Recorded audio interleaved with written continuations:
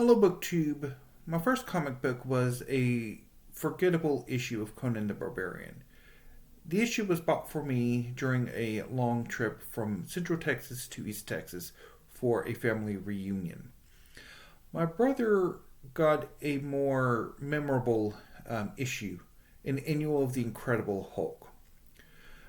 In this issue, this annual, the Hulk became convinced that a Russian spy was responsible for the gamma burst that transformed Bruce Banner into the Hulk. At this point, Bruce Banner and the Hulk were merged. For much of the Hulk's history prior to this point, the two were separate entities in a sort of Jekyll and Hyde relationship. And so at this point, the two were merged. The Hulk's body with Banner's intellect and personality. In an alliance with a minor superhero team called the Pantheon, the Hulk kidnaps this spy and intends to put him on trial or something like that. And a Russian superhero team called the People's Protectorate intervene with the intention of trying to rescue and exfiltrate the spy. So you have a big fight between the two teams, and eventually the spy breaks down and confesses or dies. I think there was something wrong with the spy. What exactly, I don't remember. So this was the very early 90s. And from about the age of 7 or 8 to about 12, certainly by 13, I was rather into American superhero comics published by the two major American comic book publishers, Marvel and DC.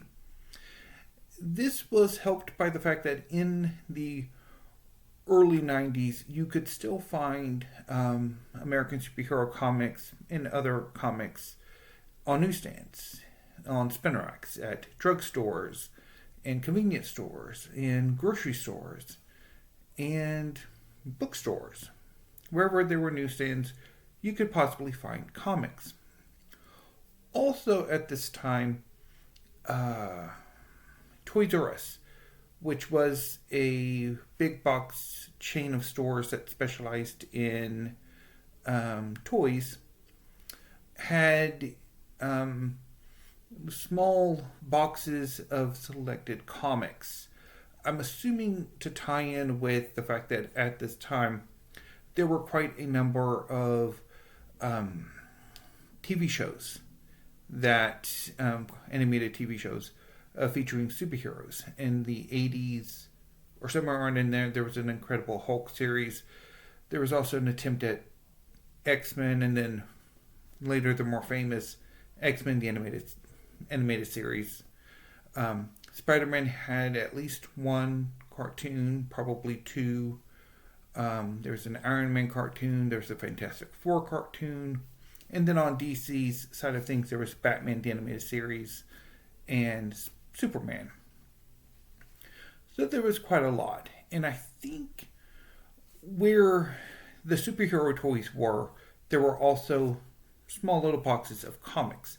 And this is where me and my brother, who at the time was as into comics as I was, picked up the first part of the Nightfall Saga, which was an early 90s Batman story in which the supervillain Bane destroys Arkham Asylum and releases the inmates, who then put Batman and his allies through the ringer, which results in Batman being too weak to fight Bane when Bane confronts Batman in the Batcave and results in the famous breaking of the bat.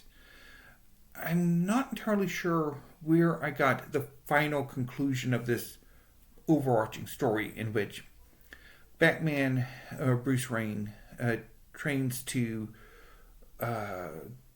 get the mantle back and to fight against the then current Batman, a relatively minor and very 90s influenced young man named Azrael. I don't know if I had it collected those volumes in the same sort of way or if I picked them up piecemeal elsewhere. Also, I know for sure we got the first issues of the 90s Adjectiveless X-Men series and Spider-Man series, and a few others. Also, we were lucky in that the strip mall in Waco, where the optometrist was located, that we went to was located, there was also a comic book shop in that same strip mall. So when we would go to get our eyes checked and get new glasses, we would pop over to the comic book shop and browse and pick up some comics. At the time in Waco, there were 3 comic book shops. This one, Golden's Book Exchange, which is a used bookstore that has a very tiny comic book section, and Bankston's, which is a more dedicated comic book shop. Because we've been in there a few times during this period, because there was some sort of excuse me. Sorry about that. Because there was some sort of comic book storage thing that we were looking for, that the comic book shop that we went to didn't have, but Bankston's did. So we went over there at least once or twice, and we picked up a few comics there. But we never really went to Bankston's all that often because it was out of the way, and at the time that part of Waco was not the best. It has since been gentrified, but that was still well over a decade away. Anyway, so I had all of these comic book sources to kind of fill that need. And at the time, I was most into, on the Marvel side of things, Spider-Man. Who, even though this would have been the more mid-20s Spider-Man, there was just something about him that appealed to me. And so I picked up a lot of the early 90s Amazing Spider-Man, Adjectiveless Spider-Man, Spectacular Spider-Man, which was actually my favorite, if I remember correctly. There's a really interesting story with Scorpion, I remember. And then Amazing Spider-Man had a really good 2-part or 3-part storyline with the supervillain Shriek and Carrion, which I quite liked. And then I had a few 80s issues of Spider-Man, but I was actually more into the 80s X-Men, because I was also really big into the X-Men. And I had a few of the 90s issues, but more of the 80s. There was just something about Chris Claremont's run that quite appealed to me. I had part of the Dark Phoenix saga, Uncanny X-Men 150, which was an amazing issue. 152, which was pretty cool conclusion of a 2-part Hellfire Club storyline. Also, I had the issue in which the villain Selene joins the Hellfire Club, and I think a few others, but those are the ones that stand out to me. And I had a few other, I think I had 1 or 2 Thor issues, a few other heroes, but on the Marvel side of things at this time, it was pretty much Spider-Man and the X-Men. On the DC side of things, there was Batman. And there was Batman. So, much like how at the time, there were like a ton of Spider-Man issues where you could pretty much get a Spider-Man issue a week if you wanted to. Batman was very much the same way. There was, of course, Detective Comics and Batman. There was also Shadow of the Bat, which I collected quite a bit of. I was actually quite fond of Shadow of the Bat. And of course, Batman has an extensive supporting cast who also had their own comics. Robin, Tim Drake, who is the third Robin. Basically, he's my Robin. Catwoman, she had a series at this time, and I was actually subscribed to her series. I think at least for 12 issues, maybe even a bit more than that. And Nightwing had his own series. I think there was about it plus miniseries. But I had quite a bit of Batman in the 90s and a few in the 80s. And I think even one in the 70s. Or very early 80s. There was a few Superman. I had quite a bit of Wonder Woman, particularly the 90s where like the end of her time in Boston and then her moving to Gateway City or Midway City. One of the two. Because I think it ended with either with Darkseid trying to invade Themyscira or Morgan Le Fay trying to gain immortality and kidnapping a bunch of immortal sorcerers and Wonder Woman. And ultimately failing because at this point Wonder Woman was no longer immortal. So, a few Green Lantern issues, some Flash, a few others. And over time, over these few years, me and my brother amassed a small collection. I don't think it was all that impressive, ultimately. But this was the early and into the mid-90s, and the comic book industry was changing, and a lot of things that made it easy for kids to get into it became more difficult, to where comic books became more of a collector's market or geared towards collectors rather than sort of that you get into comics and you get out of comics sort of system. So the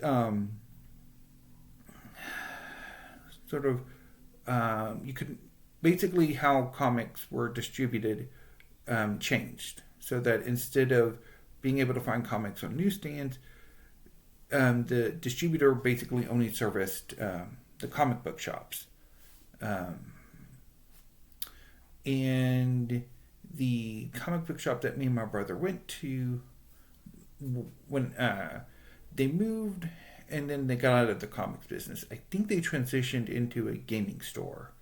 And so that was another sort of loss of access.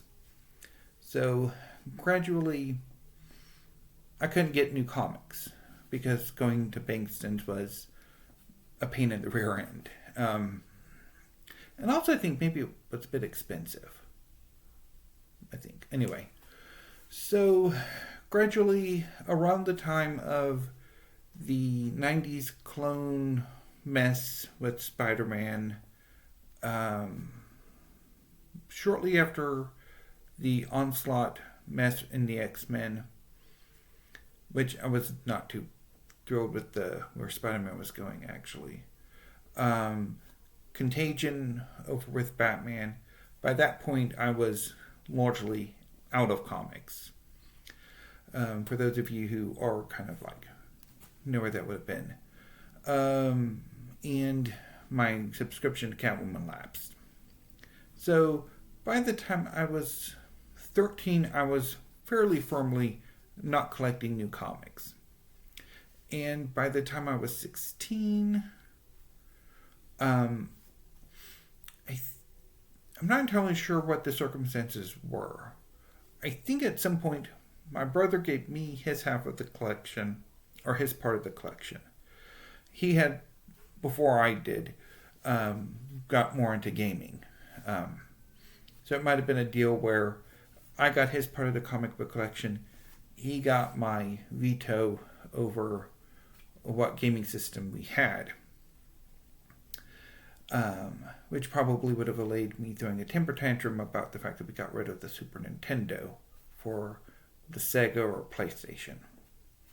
Because I'm rather fond of Super Mario Brothers, or the Super Mario World.